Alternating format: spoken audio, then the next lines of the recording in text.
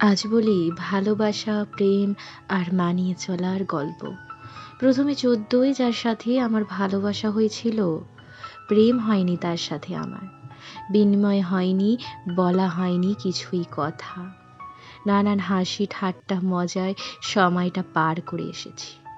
তারপর তার মনে হয়েছিল সে এখন আমার দায়িত্ব নিতে পারবে না, তাই ছেড়ে চলে গেল। আমিও কিছুদিন অপেক্ষা করতে করতে একদিন তাকে ভুলে গেলাম।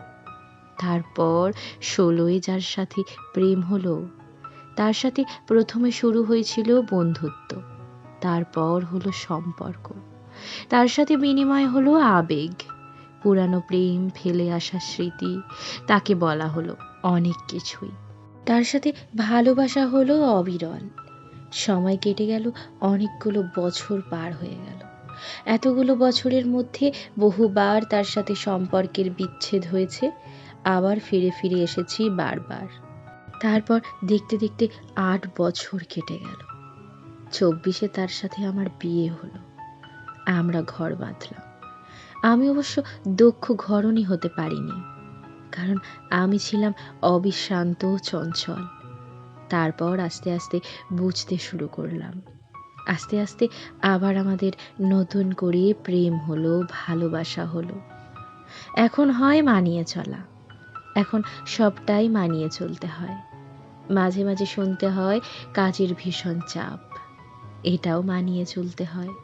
সময় দিতে পারি না, এটাও মানিয়ে চলতে হয়। তবে প্রেম ভালোবাসা শেষ হয়ে যায়নি মানিয়ে চলার মাঝে, কিন্তু মানিয়ে চলাটা অনেক বেশি বেড়ে গেছে। তবে আজও একই রকম ভালোবাসি একে অপরকে। প্রথম বয়সে যাকে ভালোবেসেছিলাম, আজ আর তার খোঁজ জানি না।